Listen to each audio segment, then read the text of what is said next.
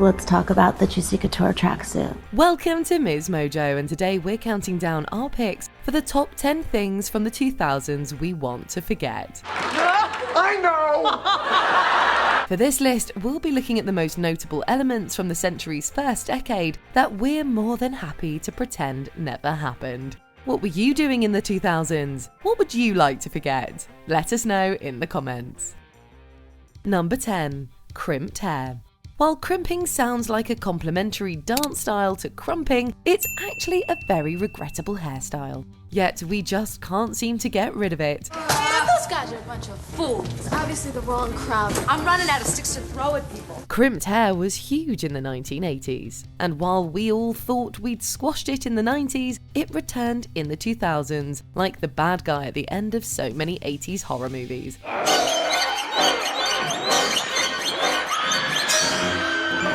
There are some that credit a model's crimped hair during the 2007 Chanel runway show as the reason for the fad's resurgence. But the truth is, it was already back by then. Just check out Christina Aguilera at the My VH1 Music Awards in 2000.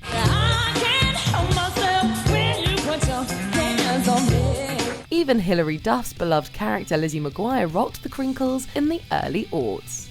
Okay, just hear me out. Number 9. Band-Aids as accessories. So hot in here. So hot in. Oh. Around 2002, rapper Nelly began wearing a band-aid on his cheek, and he kept it on for far longer than you'd expect someone to after a minor injury. Now, rumour has it that he initially hurt himself playing basketball, but kept donning the bandage after the spot healed in honour of his incarcerated friend City Spud. Regardless of how it started, he sparked a trend, and countless people started wearing band-aids as fashion accessories. In fact, it grew to become such a big thing that Glamour magazine and the New York Times both wrote articles about this sticky fashion trend. No, it doesn't make any sense, and yes, we're glad it's fallen out of style. Oh, thank God. I'm so sorry. Number 8. Slow mobile internet. Coming from the 2G mobile internet of the 1990s, the introduction of 3G around 2001 was a revelation. It's an enhancement over Dick Tracy, because what you've got is a situation where you have small portable devices where you are able to control, personalize the device. With how slow 2G was, there was no reason to even try to stream a video, Skype, or the like. But with 3G, it was all, let's call it, doable. And sure, it might have seemed like a revolution at the time, but we didn't know how bad we had it until 4G hit the streets around 2009, and 5G blew us away starting in 2019. 5G takes it even one step further, and about 100 times faster. The difference in speed alone is enough to make you wonder how we ever survived on 3G networks. Some people are probably still waiting for a video on their original iPhones to buffer from 2007. Remember when 3G was a huge breakthrough over a decade ago, offering unthought of advances like video conferencing and mobile maps? Well, now major carriers are shutting down their 3G networks to make way for much faster 5G. Number 7. Juicy Couture tracksuits. Hey you guys, happy hour is from 4 to 6. In 2001, Juicy Couture launched their velour tracksuit and provided Madonna with one custom made for her. And unfortunately, the rest was history. J-Lo, Paris Hilton and others donned the tracksuit too, and pretty soon it was an iconic must-have. I was not only wearing them to the airport or just to, chill at my house, and I was going out at night in them, and I was rocking them with everything. So I think that they loved that I was kind of like the face of the brand. You couldn't leave the house without seeing at least one juicy bum. Around the time Juicy Couture launched, tabloid celebrities like Paris Hilton and Lindsay Lohan were becoming a national obsession. Tabloids like Us Weekly and People were documenting everything America's favorite stars were doing. And we mean that literally, given that the pants often have juicy written across the butt, which is questionable to say the least. Why we wanted our rear ends to be a billboard for a company we had no real stake in is a question for a generation of fashionistas. There's no denying that they were comfortable sets, but at what cost? Please try to wear something appropriate. It won't help my case if the judge is busy trying to read the word juicy scrawled across your buttocks. Number 6. Lace-up clothing. As a species, it seems like humans usually try to come up with ways to make life easier. Yet back in the 2000s, a fashion trend emerged that seemed to completely go against this generally wise and long-standing tradition of human technological advancement. Of course, we're talking about lace-up clothing. Don't get us wrong, laces are great, but when it comes to clothes fastening technology, they're way down the list behind zippers and buttons as far as ease of use is concerned. But in the 2000s, there seems to have been a desire for laces and knots to rule the fashion world. Judging by the DIY tutorials on YouTube, we won't be able to forget them just yet, no matter how much we want to. Number 5. Heart tans. In the 2000s, people were obsessed with the exposing and accessorizing of the female waistline. For some reason, just wearing a crop top wasn't enough. The exposed area also had to be adorned with accessories of one kind or another in order to bring even more attention to it. The belly chain was a popular choice, but the worst offenders were tanning stickers. They came in various shapes. Heart seemed to have been the most popular that girls would use while tanning to create the shape on their skin. A little heart on your waist is a lot better than the full body half and half Ross got when he went tanning, but it's still not something we ever need to see again. Hold on. There's something different. Number 4. Axel F by Crazy Frog. We hate to do this to you. Most of us have been trying to forget Crazy Frog's take on the Axel F since it ring-ding-ding-da-barred its way into our eardrums.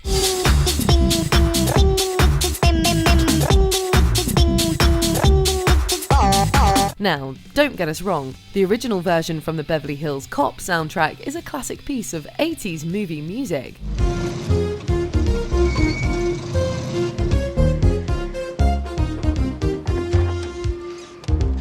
The 2005 Crazy Frog version is an earworm-inducing track that, for a brief period in the middle of the decade, was almost inescapable. And once it started becoming people's ringtones, it was game over. We know you'll probably have it stuck in your head again for the next few days now, and we do sincerely apologise for that.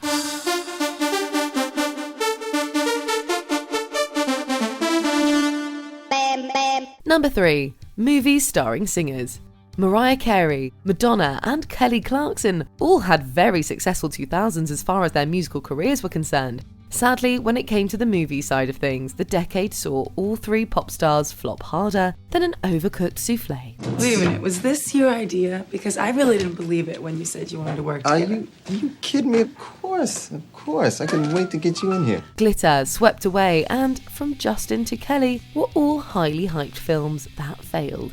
And not only did they perform horribly at the box office, but they all raked in numerous Golden Raspberry Award nominations, including Worst Picture and Worst Actress. Where are you going? Wait!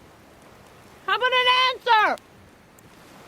Please, wait for me! If you've ever seen any of the films, you'll understand why. We try to erase them from our memories, but these flicks will probably never be forgotten, as much as Carey, Madonna and Clarkson probably wish they would be. You know what? Goodbye. Number 2. Paying for limited cell phone minutes.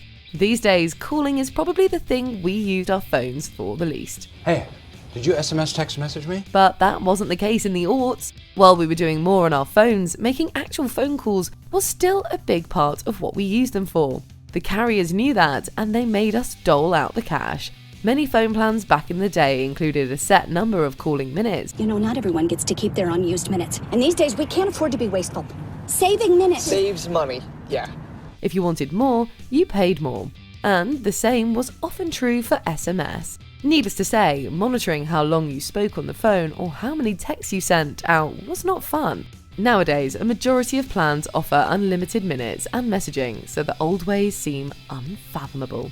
Before we continue, be sure to subscribe to our channel and ring the bell to get notified about our latest videos. You have the option to be notified for occasional videos or all of them. If you're on your phone, make sure you go into your settings and switch on notifications. Number 1. Cringeworthy reality TV shows. When Survivor premiered in 2000, it had everyone talking. For the next 39 days, they'll be marooned, left to fend for themselves, no creature comforts. They are wiping the slate clean. So much so that pretty soon, producers were desperate to create the next big shocking reality show. As you can imagine, this led to the shows that we, as a society, would probably like to pretend never happened. The things nice guys say to girls. There was Keys to the VIP, in which proud players competed to win challenges involving seducing women while being judged by a group of pickup artists. This night isn't about self-respect, it's about me and it's about you. Now let me make this happen and get your number down. So at least. And then there was There's Something About Miriam, a dating show that had men competing for the affection of a beautiful woman they didn't know was trans. You see, Tom?